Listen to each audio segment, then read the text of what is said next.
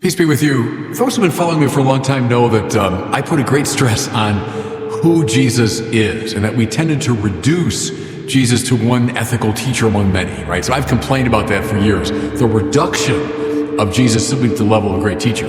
Now, I don't mean thereby to imply for a minute that his teaching isn't important or his teaching isn't astonishing, because it is. And I want to focus now this week and next. We're reading from the 10th chapter of Matthew. Matthew, 5, 6, 7 is the Sermon on the Mount. Chapter 10 is Jesus speaking to his disciples as he's kind of commissioning them to go on mission. And so we get this wonderful instruction in the spiritual life. And what we hear, as I say, is astonishing. It'll change your life if this teaching of Jesus really sinks in. So listen now, here's the line that our gospel really commences with. Jesus says to them, "Fear no one. Fear no one." Now, I submit to you, this is one of the most challenging and strange and disquieting of Jesus' commands. It's up there with love your enemies and bless those who curse you. Fear no one? I mean, what world do you live in? Paul Tillich, the great Protestant theologian, had this line I've always loved. He said, "Finitude in awareness is anxiety." See what he means is to be finite and to know it is to be afraid. It produces anxiety. It's just part of what it means to be a finite creature. The word that Tillich would have used in his German is Angst. Angst, fear. Our word anxiety comes from that. They're both rooted in the Latin word angustiae, which means the narrows or the straits. Like if a ship is sailed into the narrows, it's in the angustiae. How often, everybody in life, do we find ourselves between the rock and the hard place? We've got a Sophie's choice, some awful decision, it's this or that, and it's terrible, and that one's terrible too. We're finite, we're limited, and therefore we live in fear. Now, shift from that general sense of angst, of angustiae, to other people. Do other people make us feel afraid a lot? Yeah, and here's why. Because we all know this deep truth about the human condition. We all know there are a lot of things that frighten us.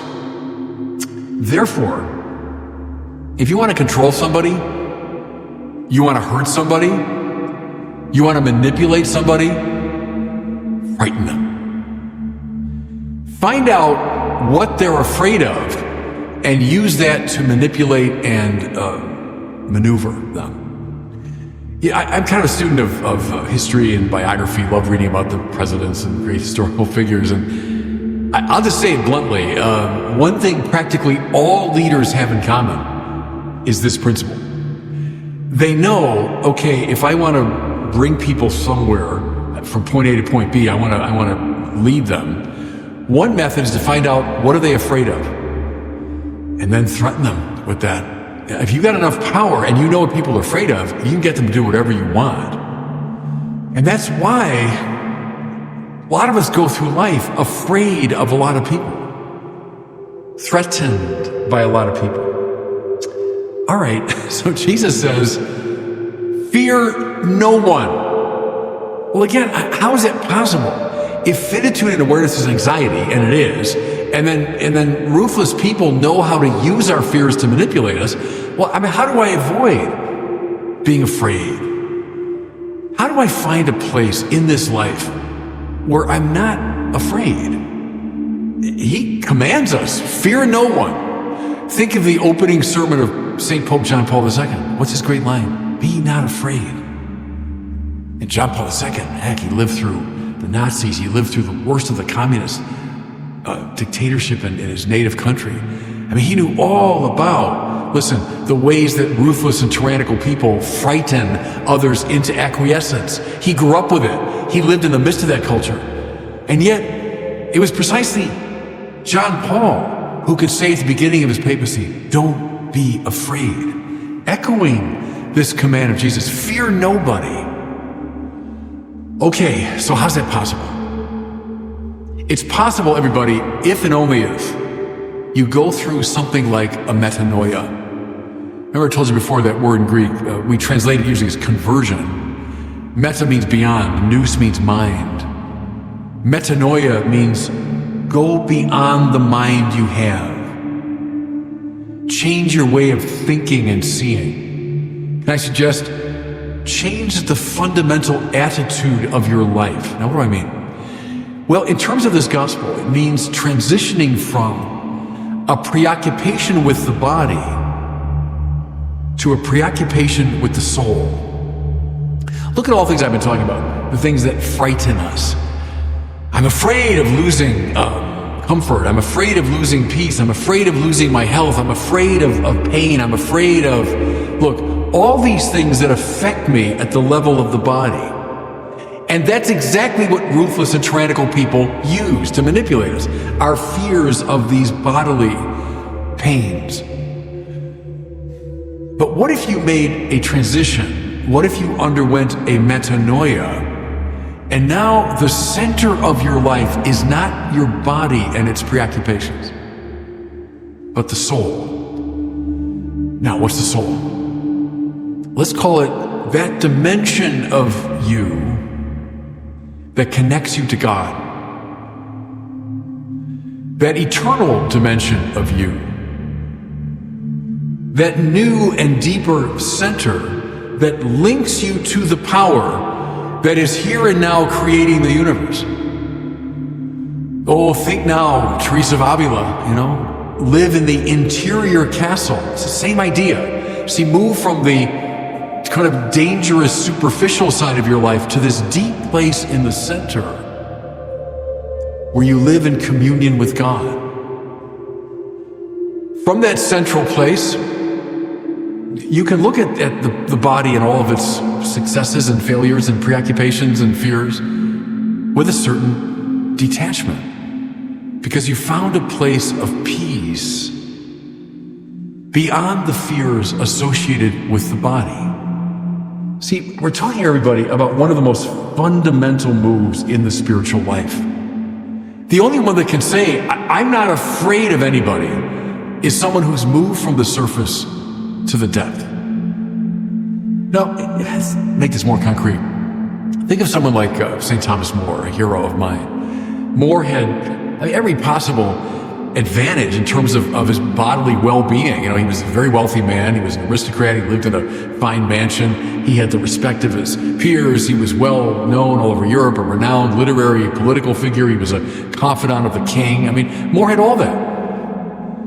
Was he afraid of losing all of it? Well, yeah, sure. At one level, I'm sure he was. But see, when the decisive moment came and King Henry VIII, said, look, I'm taking over the church in England here, and More stood against him. What did Henry VIII do? Well, one by one, he took away all these bodily advantages. Took away his money, took away his home, took away his family, put him in prison, and took away his freedom. At the end of the day, he took away his life. But More, standing on the scaffold, could say, I die the king's good servant, but God's first. See, where was he standing? I don't mean the scaffold, I mean standing spiritually to make a statement like that. He had to have made this transition from the body to the soul. He had to have moved to a deeper place where he wasn't afraid. Fear no one. Fear no one. What comes to mind here too? The great Martin Luther King. And we all know the I Have a Dream speech, right? Which is magnificent. But another speech of King's that I think is maybe as impressive is the one he gave literally the night before he was assassinated. He goes to address a group of his followers in Memphis. And he speaks in these prophetic tones, as though he left that moment and went to this deeper or higher place. And he says to them, I've seen the promised land. I might not get there with you, but I've seen the promised land. I've been to the mountaintop. And what was he talking about? Well, we're not entirely sure. But it seems to me he was witnessing to a transition to this deeper or higher place. I've been to the mountaintop. But then here's the line. Look it up on YouTube. Look up that speech. He says, I'm not fearing any man. Again, the night before he's shot to death. So he was being threatened in the most dramatic way possible at the level of his body. But he could say, I'm not fearing any man. He had moved into the space that Jesus talks about here, where you can say, fear no one. Fear no one. You know, I'll close with this. I've been confirming kids as I record these words. I'm just finishing up the confirmation season, right? And we call upon the Holy Spirit, who comes bearing his gifts: wisdom, knowledge, understanding, piety, counsel, fortitude. But the last one is called fear of the Lord. It's very interesting. Fear of the Lord. Doesn't mean, of course, be afraid of God. I explained to the kids, here's what it means. It means that you're more afraid of not doing God's will than anything in the world. I do God's will, I'll be unpopular. I do God's will, I could lose my job. I do God's will, they could throw me in prison. I do God's will, they could kill me. If you have fear of the Lord, you say, that's not concerning me. I'm not fearing any man, King says. More, I die the king's good servant, but God's first. What are they witnessing to? They have the fear of the Lord. Now, listen again to Jesus as he concludes this little section. Do not be afraid of those who kill the body, but cannot kill the soul. Right. There's nobody in this world, there's no tyrant, there's no oppressive, cruel dictator that can kill the soul. They can kill the body, yes indeed, they can. In fact, there's a line from Gandhi I've always loved too. Gandhi said this when he was being, facing all the opposition. They may torture my body, they may break my bones, they may even kill me. Then they will have my dead body, but not my obedience. That's an extraordinary line, isn't it? Someone could say that only if he's made this transition to the soul. So again, Jesus, don't be afraid of those who can kill the body but cannot kill the soul. Rather, be afraid of the one who can destroy both soul and body in Gehenna. Ah, okay. That's fear of the Lord. Fear no man. Don't fear no person in this world. That's the bodily preoccupation. Rather, be in fear, if you want, of the one who is commanding you at the level of the soul. You make that transition, everybody, your whole life changes. And God bless you.